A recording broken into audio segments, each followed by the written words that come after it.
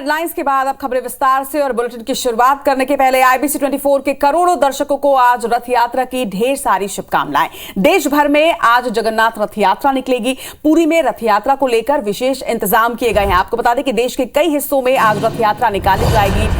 मध्य प्रदेश, छत्तीसगढ़ दोनों ही जगहों में कई भव्य समारोह होने वाले हैं। रायपुर में भी भव्य समारोह का आयोजन होगा, जहां सीएम भूपेश बघेल रथ यात्रा में शामिल होंगे। हालांकि कोरोना प्रोटोकॉल का पालन करने के निर्देश भी दिए गए हैं, क्योंकि जिस तरह से देश भर में कोरोना के आंकड़े एक बार फिर से बढ़ते जा रहे हैं, उसको देखते हुए जनता से भी अपील की गई है कि जनता भी कोरोना प्रोटोकॉल का पालन करे। लेकिन आज पूरे देश में धूमधाम से जगन्नाथ रथ यात्रा निकलेगी। देश भर के लोग पुरी पहुंचे हुए हैं। पुरी में रथ यात्रा को लेकर विशेष इंतजाम है, चाहे वो सुरक्षा को लेकर हो, चाहे वो लोगों को लेकर हो, क्योंकि करोड़ों की संख्या में यहां पर जगन्नाथ रथ यात्रा के लिए लोग पुरी पहुंचते हैं। तो इंतजाम भी आपको दिखाएंगे, तस्वीरें भी वहां की आपको दिखाएंगे। लेकिन इसके साथ साथ मध्य प्रदेश और छत्तीसगढ़ के कई क्षेत्रों में आज रथ यात्रा निकाली जाएगी। आज रायपुर में भी एक भव्य समारोह किया जाना है, जहां सीएम भूपेश बघेल इस रथ यात्रा में शामिल होंगे। तो देश भर में धूमधाम के साथ आज रथ यात्रा का ये पर्व मनाया जाएगा। सीधी तस्वीरें आपको पुरी से भी दिखाएंगे। आईबीसी 24 के तमाम दर्शकों को आज आईबीसी 24 परिवार की तरफ से रथ यात्रा की ढेर सारी शुभकामनाएं। लेकिन इसके साथ साथ जिस तरह से देश भर में कोरोना के आंकड़े एक बार फिर से बढ़ते जा रहे हैं, आस्था के साथ सतर्कता भी आप जरूर बरतें। आस्था और विश्वास आपको है, और हम भी यही प्रार्थना करते हैं कि भगवान जगन्नाथ पूरे देश में कोरोना वायरस की समाप्ति करें, इस महामारी को समाप्त करें। लेकिन आंकड़े इस वक्त बढ़ रहे हैं और इससे इनकार नहीं किया जा सकता, और इसीलिए कोरोना प्रोटोकॉल का पालन करने की अपील छत्तीसगढ़ के सीएम भूपेश बघेल ने की है। आज रायपुर में भव्य समारोह का आयोजन किया जाना है रथ यात्रा के उपलक्ष्य पर, और यहां पर सीएम भूपेश बघेल शिरकत करेंगे। दो तस्वीरें इस वक्त आप देख रहे हैं, एक अहमदाबाद की और एक पुरी की। पुरी में जिस तरह से रथ यात्रा का पर्व ये मनाया जाता है, वो पूरे विश्व में विख्यात है। पूरे विश्व के लोग रथ यात्रा के लिए खास तौर पर पुरी पहुंचते हैं, और इसीलिए विशेष इंतजाम किए गए हैं, क्योंकि करोड़ों की संख्या में भक्त यहां पर पहुंचते हैं, रथ यात्रा में शामिल होते हैं और भगवान जगन्नाथ का आशीर्वाद लेते हैं। और इसी तरह से अहमदाबाद की भी ये तस्वीरें आप देख रहे हैं। अहमदाबाद में भी पूरे इंतजाम किए गए हैं आज रथ यात्रा को लेकर। इस वक्त वहां पर पूजा अर्चना की जा रही है। तो दो तस्वीरें इस वक्त आपके टीवी स्क्रीन पर। कोशिश यही आईबीसी 24 की कि आप घर बैठे भगवान जगन्नाथ के दर्शन अपने टीवी स्क्रीन के माध्यम से कर लें। इसी तरह से देश भर की तस्वीरें आपको लगातार दिखाते रहेंगे। रथ यात्रा की शुभकामनाओं के साथ ही भगवान जगन्नाथ के दर्शन भी आप आईबीसी 24 के माध्यम से लगातार करते रहेंगे। तो इस वक्त दो जगह की तस्वीरें, पुरी और अहमदाबाद की तस्वीरें हैं। अहमदाबाद में जहां इस वक्त पूजा अर्चना की जा रही है, तो वहीं पुरी में बस रथ यात्रा की शुरुआत होने ही वाली है। भीड़ आप देख पा रहे हैं, और लाखों करोड़ों की संख्या में हर साल लोग पहुंचते हैं। इस साल तो 2 सालों के बाद रथ यात्रा का आयोजन किया जा रहा है। कोरोना की वजह से बीते 2 सालों में ये आयोजन उतने भव्य तरीके से नहीं किया गया था, लेकिन इस बार जगन्नाथ यात्रा की तैयारियां बेहद धूमधाम के साथ यहां पर की गई है, और इसी को लेकर सुरक्षा के भी कड़े इंतजाम है। तस्वीरों में आप देख पा रहे होंगे कि कितनी भीड़ वहां पर मौजूद है, और देश भर के श्रद्धालु वहां पर इस वक्त मौजूद।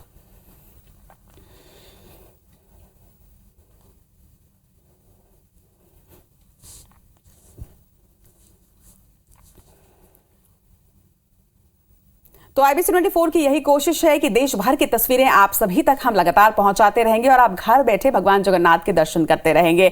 इस वक्त रायपुर से हमारे साथ हमारे सहयोगी स्टार जैन जुड़ चुके हैं। उनसे देखेंगे कि कहां की वो तस्वीरें हमारे साथ साझा कर रहे हैं और क्या अपडेट्स हैं उनके पास। स्टार, आप कहां पर इस वक्त हैं और रथ यात्रा की क्या तैयारियां वहां पर आप देख पा रहे हैं?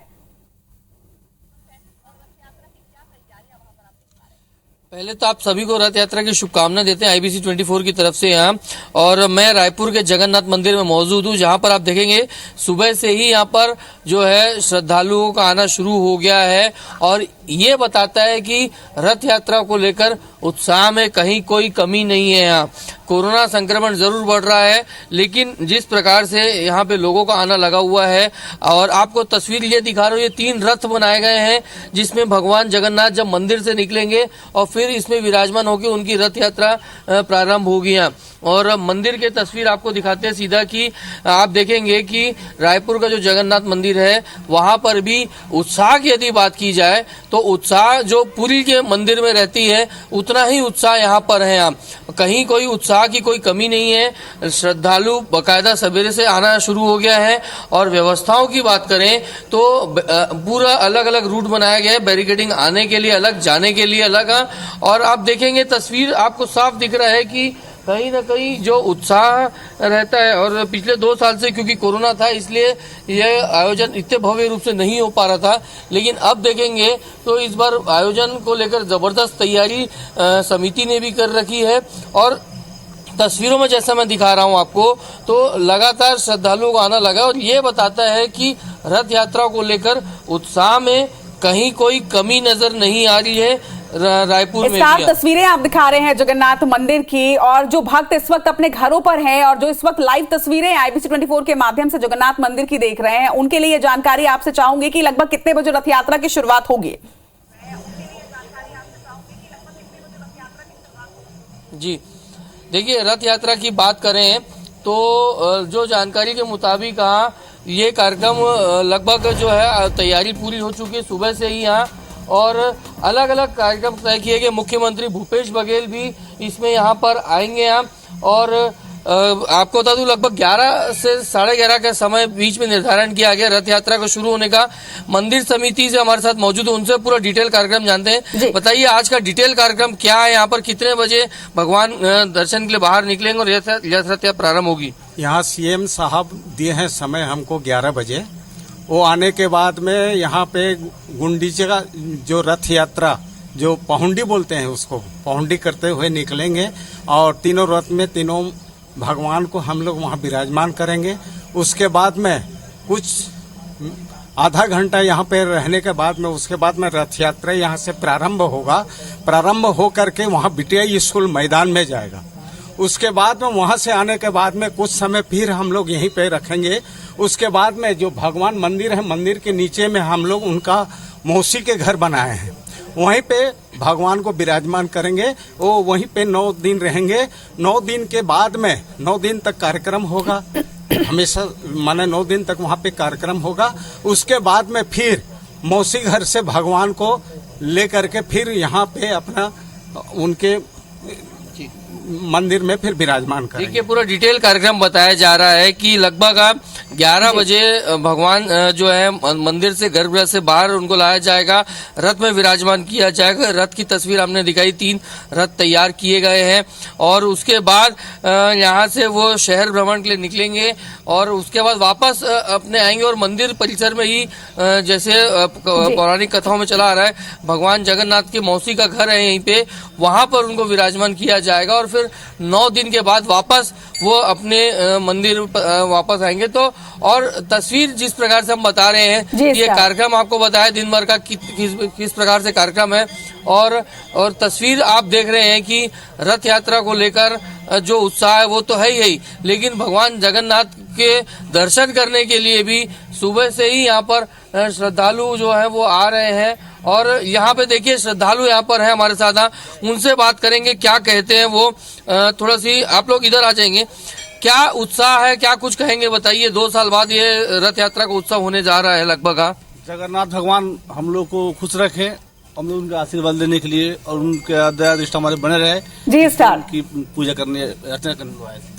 हम लोग यहाँ आ रहे हैं, अभी 2 साल से नहीं आए हैं और सभी से भक्तजनों से यही शुभकामनाएं लेता हूँ कि यहाँ बाबा का दर्शन करने के बाद मनोकामनाएं पूर्ण होता है और सबका मनोकामनाएं पूर्ण करे। अच्छा, क्या कहेंगे बताइए, व्यवस्थाओं को लेकर कितने संतुष्ट नजर आ रहे हैं आप लोग? यहाँ का व्यवस्था तो शुरू से ही बहुत अच्छा है, साफ सुथरा है और यहाँ आने से एक अलग से शांति मिलता है। 2 साल तो नहीं आए हैं मगर हम लोग लगभग 7-8 से हर साल यहाँ आ रहे हैं और दर्शन देते हैं। सभी लोग सुखी शांति का दुआ मांगते हैं। देखिए साफ यहाँ पे जो श्रद्धालु उनसे हमने बात की है और वो बता रहे हैं कि जिस प्रकार से उत्साह है वो कहीं कमी नहीं हुई है। मंदिर परिसर में देखेंगे तो सुबह से ही जो है भगन जो है पूजा अर्चना शुरू हो चुकी है यहाँ। जी स्टार, तो पंडित जी से आपने बात की, जनता से हमारी बात करवाई, इन तमाम बातचीत के लिए आपका बहुत बहुत शुक्रिया। और इसके साथ ही जगन्नाथ मंदिर के साक्षात दर्शन आपने करवा दिए IBC 24 के दर्शकों के लिए, इसके लिए बहुत बहुत शुक्रिया आपका। तो जगन्नाथ रथ यात्रा के लगातार तस्वीरें आप सभी के साथ साझा करते रहेंगे, लेकिन इस वक्त कुछ और खबरों का भी रुख कर रहे हैं। मध्य प्रदेश की अगर बात करें तो मध्य प्रदेश में पंचायत चुनाव के दूसरे चरण के मतदान शुरू हो चुके हैं। 106 जनपद पंचायत के 7,661 ग्राम पंचायत में इस वक्त मतदान किए जा रहे हैं। सुबह 7 बजे से दोपहर 3 बजे तक के वोटिंग का टाइम है। मतदान के लिए 23,988 मतदान केंद्र बनाए गए हैं।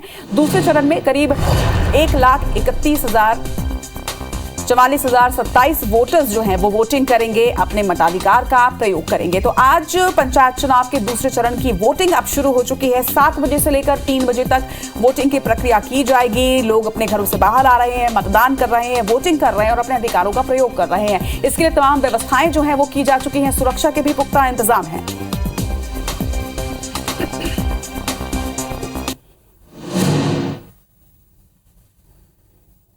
तो दूसरे चरण के चुनाव पर ज्यादा जानकारी के साथ हमारी सहयोगी नीलम गुरवे इस वक्त मध्य प्रदेश की राजधानी भोपाल से हमारे साथ जुड़ रही हैं। नीलम, अगर बात करें आज पंचायत चुनाव के दूसरे चरण की वोटिंग की, तो किस तरह की तस्वीरें आप देख रही हैं और किस तरह के इंतजामात किए गए हैं पूरे राजधानी में?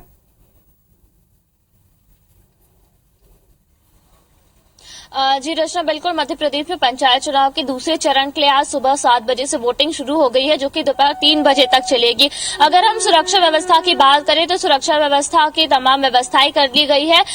करीब 49,000 से ज्यादा जो है बल की तैनाती यहाँ पर की गई है। जो 23,000 से ज्यादा मतदान केंद्र बनाए गए हैं उनमें 3,500 से ज्यादा संवेदनशील जो है मतदान केंद्र है, वहां पर खास व्यवस्थाएं की गई हैं ताकि किसी भी तरह की जो है अव्यवस्था ना रहे। क्योंकि पहले चरण के मतदान के दौरान ये देखा गया था कि करीब 11 वोटिंग जो केंद्र थे वहां पर मतदान दूषित हो गया था, जिसके कारण उन 11 केंद्रों पर दोबारा से मतदान करवाना पड़ा था। तो इस तरीके की गलती इस बार ना हो, इस तरीके की चूक इस बार ना हो, इसलिए राज्य निर्वाचन आयोग ने सभी तरह की व्यवस्था जो है चुस्त दुरुस्त कर दी है। सुबह 7 बजे से वोटिंग शुरू हो गई है और करीब 1,31,00,000 से ज्यादा वोटर्स जो है आज अपने मताधिकार का इस्तेमाल करेंगे। दूसरे चरण में प्रदेश के 52 जिलों में से 47 जिलों में आज मतदान होना है।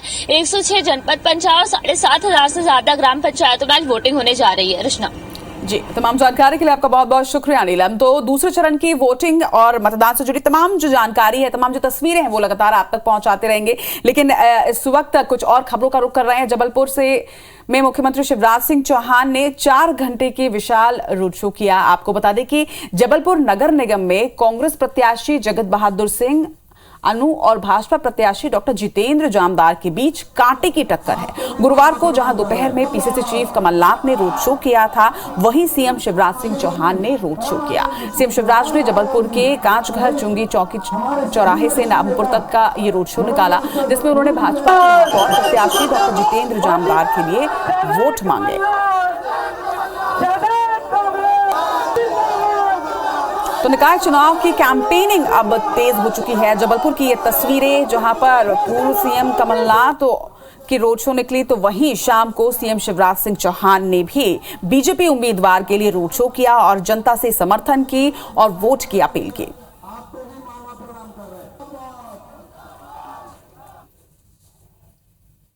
सीएम शिवराज सिंह चौहान ने 20 किलोमीटर लंबे अपने रोड शो का समापन नर्मदा के ग्वारी घाट पर किया। सीएम ने यहां पर मां नर्मदा का पूजन किया और ग्वारी घाट में चाय की चुस्कियां लेते हुए जनता से मिलकर चर्चा भी की। इस दौरान मीडिया से मुखातिब होते हुए सीएम शिवराज सिंह चौहान ने कांग्रेस पर जमकर निशाना साधा। उन्होंने कहा कि कांग्रेस के तो बस एक ही नाथ है और बाकी कांग्रेस अनाथ है।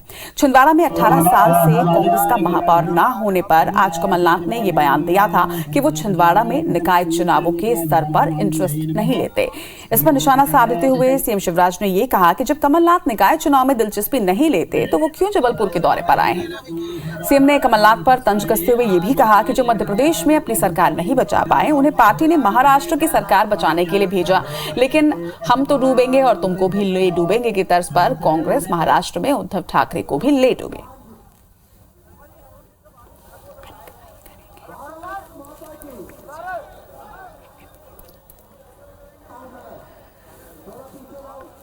तो 2 तस्वीरें आप देख रहे हैं कि किस तरह से सीएम शिवराज सिंह चौहान ने कल जबलपुर में रोड शो किया और इस रोड शो का समापन उन्होंने ग्वारी घाट में मां नर्मदा की आरती के साथ पूजा अर्चना के साथ किया और इसके बाद वो जनता के बीच पहुंचे और जनता के बीच पहुंचकर चाय की चुस्कियों के साथ जनता से संवाद किया, चर्चा किया। लेकिन इसके साथ ही उन्होंने कांग्रेस पर जमकर निशाना भी साधा और कमलनाथ पर तंज कसते हुए कहा कि जो अपनी सरकार नहीं बचा पाए उन्हें महाराष्ट्र में सरकार बचाने के लिए भेजा गया था।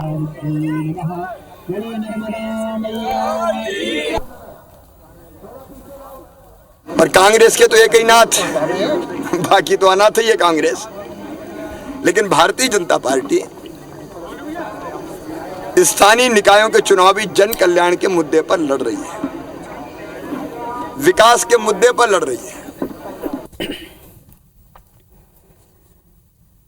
बात छत्तीसगढ़ की। रायपुर में 3.5 करोड़ रुपए के एक्सप्रेसवे में हुए भ्रष्टाचार से सुर्खियों में आए पीडब्ल्यूडी विभाग के निर्माण कार्यों में गुणवत्ता की पोल खोलने वाला एक और मामला सामने आया है, जिसके बाद अधिकारियों के बीच हड़कंप मच गया है। असल में लगभग 18 करोड़ रुपए से रामनगर क्रॉसिंग पर तैयार अंडरब्रिज में लोकार्पण के 15 दिनों के भीतर ही पानी का रिसाव होने लगा। यह रिसाव बारिश बंद होने के बाद भी लगातार जारी है और ब्रिज में जगह जगह से पानी की धार निकल रही है।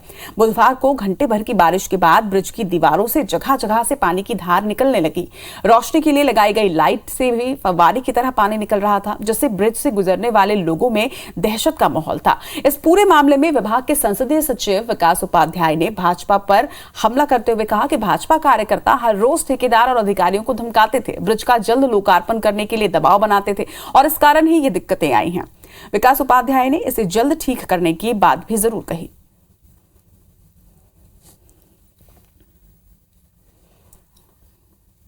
लगभग ये जितना भी लाइटें आप देख रहे हैं सब अपने आप में फव्वारा बनी हुई थी, दीवारों से पानी बह रहा था। स्पष्ट रूप से भ्रष्टाचार, बहुत बड़ी गड़बड़ी इस निर्माण में देखने को मिल रही थी। ये जो लाइट बंद हो गई है ना, थोड़ा कैमरा दिखाएंगे तो आपको पता चल जाएगा कि वहाँ से पानी गिर रहा था और ये जो यहाँ पे है जो भी जॉइंट वगैरह वो उसमें से पानी झर रहा था एकदम। भारी वर्षा होने के बाद कहीं से उसमें कुछ लीकेज समझ में आया, तो उसको लेकर अधिकारियों से भी हम लोगों ने चर्चा की है और ठेकेदार से भी बात की है। जिस प्रकार की भी समस्या उसमें उत्पन्न हुई है उसको जल्द से जल्द सुधार करने का काम किया जाएगा। लंबे ब्रेक के बाद छत्तीसगढ़ में मॉनसून एक बार फिर से सक्रिय होता नजर आ रहा है। बीती रात से ही प्रदेश के कई इलाकों में अच्छी बारिश रिकॉर्ड की गई। मौसम विभाग से मिले आंकड़ों के मुताबिक प्रदेश के 70% से अधिक इलाकों में अच्छी बारिश दर्ज की गई है। रायपुर में ही बीती रात 15 मिलीमीटर बारिश रिकॉर्ड की गई।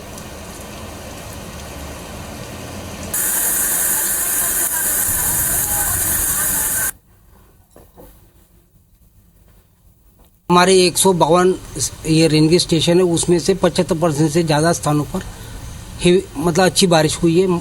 अभी जो पंजाब से लेकर बंगाल की खाड़ी तक एक द्रोणिका बनी हुई है जो छत्तीसगढ़ से के ऊपर से जाती है, इस कारण जो छत्तीसगढ़ में बारिश हो रही है उसी का ये असर है। छत्तीसगढ़ में बारिश हो रही है और ये आगे 1-2 दिनों तक ऐसी जारी रहेगी। इधर दंतेवाड़ा में स्वास्थ्यकर्मी 3 दिवसीय हड़ताल पर चले गए हैं। करीब 1300 स्वास्थ्यकर्मियों ने आज से काम बंद कर दिया है। इस हड़ताल के चलते जिले में स्वास्थ्य सुविधाएं पूरी तरह से चरमरा गई हैं। बता दें कि जिला अस्पताल में ओपीडी और इमरजेंसी सेवा को छोड़कर सभी सेवाओं को बंद कर दिया गया, जिससे मरीजों को खासी दिक्कतों का सामना करना पड़ रहा है। वहीं स्वास्थ्यकर्मियों की अगर माने तो उनकी 23 सूत्रीय मांगों पर सरकार जरा भी गंभीरता नहीं दिखा रही। मांग पूरी नहीं होने पर कर्मियों ने आगे अनिश्चितकालीन आंदोलन की चेतावनी दी थी। बताया जा रहा है कि अभी तो हमने पहले हमने 3 दिवस काली पट्टी लगाई थी और 3 दिन हमने ओपीडी बंद करने का निर्णय लिया है दिनांक 3/7/2022 तक। अगर इस समय में अवधि में हमारी ये छोटी समस्या का समाधान नहीं होता है तो फिर इसको हम अनिश्चितकालीन और इंडोर को भी और आपातकाल को भी बंद करने में मजबूर हैं। 1300 के कुछ करीब कर्मचारी हैं हमारे जिले में। आखिर कचरे की डंपिंग को लेकर डीकेएस हॉस्पिटल और निगम क्यों आमने सामने, इस खबर से समझिए। रायपुर के डीकेएस हॉस्पिटल में निगम के कचरा फेंके जाने को लेकर जमकर विरोध हुआ। अवैध डंपिंग यार्ड बनाए जाने से नाराज अस्पताल अधीक्षक साथ ही अधिकारियों के साथ मौके पर पहुंचे और गाड़ियों को जब्त किया गया। कुछ ही देर में निगम के अधिकारी भी मौके पर पहुंचे। उन्होंने ये भी बताया कि खाली जमीन होने की वजह से कचरा यहाँ पर फेंका जा रहा था, जबकि अस्पताल प्रबंधन का ये कहना है कि कचरे की वजह से मरीजों की सेहत को नुकसान होगा। इसके अलावा जमीन पर अस्पताल की जरूरत के अनुसार बिल्डिंग भी प्रस्तावित है और ऐसे में जमीन पर डंपिंग यार्ड बनाने की अनुमति नहीं दी जा सकती। लंबी बातचीत के बाद निगम ने भी अपने फैसले को वापस ले लिया।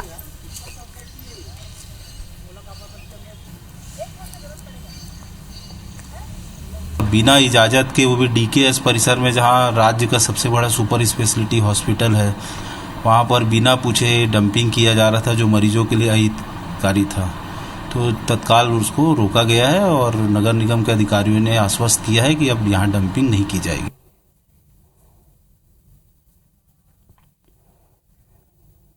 चलिए बढ़ेंगे आगे और रायसेन से एक बड़ी खबर आपको बता दें, जहां बदमाशों के हौसले कितने बुलंद है इसकी बानगी देखने को मिली। पीडब्ल्यूडी के एसडीओ नितिन पटेल के घर में अज्ञात बदमाशों ने हमला कर दिया। मां, पत्नी सहित छोटी बच्ची पर धारदार हथियार से हमला किया गया है। बता दें कि बेटी, मां और पत्नी को कई चोटें आई हैं। वहीं घायलों का बरेली के सिविल अस्पताल में इस वक्त इलाज जारी है। तो एक बड़ी खबर मुरैना से, जहां पर किस तरह से, माफ कीजिएगा रायसेन से, जहां पर बदमाशों के हौसले कितने बुलंद हैं ये इस हमले से देखा गया। पीडब्ल्यूडी के एसडीओ के घर पर कुछ अज्ञात बदमाश जो है उन्होंने हमला कर दिया। मां, पत्नी सहित छोटी बच्ची पर यह हमला किया गया। धारदार हथियार की वजह से तीनों को ही काफी चोटें आई हैं, जो इस वक्त घायलों का बरेली के सिविल अस्पताल में इलाज जारी है। इस खबर पर ज्यादा जानकारी के साथ हमारे सहयोगी संतोष मालवीय हमारे साथ जुड़ रहे हैं। संतोष, जिस तरह से ये हमला किया गया है, क्या आरोपियों के कोई सुराग लगा है या अब तक कुछ बात सामने आ पाई है कि आखिर ये हमला क्यों हुआ? जी देखिए, कल रात 10 साढ़े 10 बजे के बीच की ये घटना है। हालांकि अभी महिलाएं जो हैं वो भोपाल रेफर हैं। अभी उनको ये इस प्रकार की किसी बात को उन्होंने बताया नहीं है कि किसने हमला किया है। एक व्यक्ति का उन्होंने जरूर बताया है कि कोई एक आदमी आया था जिसने ये दरवाजा खुलवाया और हमला किया। पीडब्ल्यूडी के एसडीओ के घर पर यह हमला किया गया है। संतोष, जिस तरह से ये पूरा हमला हुआ है, अब तक पुलिस की कार्रवाई कहां तक पहुंची है? पुलिस उस पूरे मामले में क्या कुछ कह रही है? जी देखिए, पुलिस का रुख अभी स्पष्ट नहीं है। पुलिस ने किसी प्रकार की मीडिया से बात नहीं की, चूंकि दोनों महिलाएं और वो बच्चा जो है छोटा 1.5 साल का, इनको भोपाल रेफर किया गया था। आपको एक बात बता दूं कि जहां पर एसडीओ नितिन पटेल रहते हैं, वो एक सरकारी बंगलों की लाइन है, उनके पीछे महिला तहसीलदार रहती हैं। उनके जो मतलब एसडीओ जो नितिन पटेल हैं, उनके बाजू से ही पुलिस सहायता केंद्र बना हुआ है, लेकिन वहां पर किसी भी पुलिस वाले की उस समय ड्यूटी नहीं थी। अगर ऐसी जगह पर इस तरह से हमला हुआ है तो निश्चित तौर पर सुरक्षा पर भी कई सवाल खड़े होते हैं। इसके साथ ही संतोष, आपसे ये भी जानकारी चाहेंगे कि क्या एसडीओ जो है वो घर पर उस वक्त नहीं थे या एसडीओ के किसी से कोई विवाद की कोई जानकारी सामने आ रही है? जी देखिए, इस प्रकार की कोई बात अभी सामने नहीं आई, लेकिन जिस समय हमला हुआ था उस समय एसडीओ नितिन पटेल घर पर नहीं थे। तीनों सास, बहू और वो छोटा बच्चा घर पर मौजूद था। चलिए, इस खबर पर नजर बनाकर रखिएगा। फिलहाल तमाम जानकारी के लिए संतोष आपका बहुत बहुत शुक्रिया। इधर दुर्ग जिले के गांव उमरपोटी में एक दिल दहला देने वाली घटना सामने आई, जहां पर एक शख्स ने पहले तो अपनी पत्नी और 2 बच्चों को मौत के घाट उतार दिया और फिर खुद फांसी के फंदे पर झूल गया। पुलिस के मुताबिक मृतक भोजराम साहू भिलाई स्टील प्लांट में ठेका मजदूर का काम करता था और वो दोपहर अपने कमरे में सोने के लिए गया। काफी देर के बाद भी जब कमरा नहीं खुला तो परिजनों ने आवाज लगाई, जिस पर भीतर से कोई आवाज न आने पर वेंटिलेशन के जरिए भीतर कमरे में झांक कर देखने पर भोजराम साहू पंखे के सहारे फंदे पर लटकता नजर आया, जिसकी जानकारी तत्काल पुलिस को दी गई। जब पुलिस गैस कटर से दरवाजा काटकर भीतर घुसी तो खाट पर दोनों मासूम बच्चे और पलंग पर मृतका ललिता साहू का शव भी पड़ा मिला। बड़ी बात यह भी सामने आ रही है कि बुधवार को मृतका ललिता साहू का जन्मदिन भी धूमधाम से मनाया गया था और पूरा परिवार बेहद खुश था और कल इस बड़ी घटना को अंजाम दिया गया। फिलहाल पुलिस ये मानकर चल रही है कि भोजराम साहू ने ही पत्नी और दोनों बच्चों को मारा है। वहीं पुलिस पूरे मामले की तफ्तीश कर रही है कि आखिर इस बड़ी घटना को आरोपी मृतक ने क्यों अंजाम दिया। और अब खबर आपसे जुड़ी हुई, क्योंकि इस नियम के बाद आपको भी अपनी आदतों में बेहद बदलाव करना पड़ेगा। देश में आज से सिंगल यूज प्लास्टिक को बैन किया जा रहा है। प्लास्टिक के झंडे, गुब्बारों के स्टिक समेत 19 चीजों पर इसका असर साफ नजर आएगा। प्लास्टिक बनाने या फिर बेचने वालों को 7 साल की कैद दी जाएगी, 1 लाख का जुर्माना भी लगाया जा सकता है। सिंगल यूज प्लास्टिक के खिलाफ नगर निगम अब कार्रवाई करेगा। सिंगल यूज प्लास्टिक, थर्माकोल के विक्रेताओं पर नजर लगातार रहेगी। वहीं आपको यह भी बता दें कि सिंगल यूज प्लास्टिक के खिलाफ नगर निगम जो कार्रवाई करने वाला है ये बेहद ही सख्त होगी। और ऐसे में आम जनता से ये अपील है कि जिस तरह से नियम में बदलाव किए गए हैं आप भी इस नियम का पालन करें और केंद्र के निर्देश के अनुसार नगर निगम अब ये अभियान शुरू करने जा रहा है। ये अभियान सिंगल यूज प्लास्टिक के खिलाफ होगा और लोगों को प्रेरित करने के लिए निगम झोला बैंक की भी शुरुआत करेगा। झोला बैंक से 20 रुपए के किराए पर कपड़े का झोला आपको मिलेगा। बाजार और दुकानों में कल से नगर निगम की दबिश भी रहेगी। इधर मध्य प्रदेश में भी आज से, पूरे देश में माफ कीजिएगा, आज से सिंगल यूज प्लास्टिक की बिक्री जो है वो बंद रहेगी। मध्य प्रदेश में भी इसकी तैयारियां पूरी कर ली गई हैं। भोपाल, इंदौर सहित शहरी क्षेत्रों में विभाग की नजर रहेगी। नगरीय विकास एवं आवास विभाग इस पर नजर रखेगा और प्लास्टिक की बिक्री और इस्तेमाल पर रोक लगा दी गई है। ग्रामीण क्षेत्रों में पंचायत एवं ग्रामीण विकास विभाग की नजर होगी। सिंगल यूज प्लास्टिक से बने झंडे, प्लेट, कप, ग्लास, कटलरी, मिठाई के बक्से, सिगरेट के पैकेट पर लपेटी जाने वाली जो फिल्म होती है, साथ ही गुब्बारों के लिए बनाई जाने वाली प्लास्टिक स्टिक और आइसक्रीम स्टिक जैसी चीजें अब नहीं मिलेंगी। तो इनके उत्पादन पर भी रोक है और इनके प्रयोग पर भी रोक है। और इसी के साथ की बड़ी बात में फिलहाल के लिए इतना ही, लेकिन आगे आप देखिए छत्तीसगढ़ी भाषा में हमर बानी हमर कोट।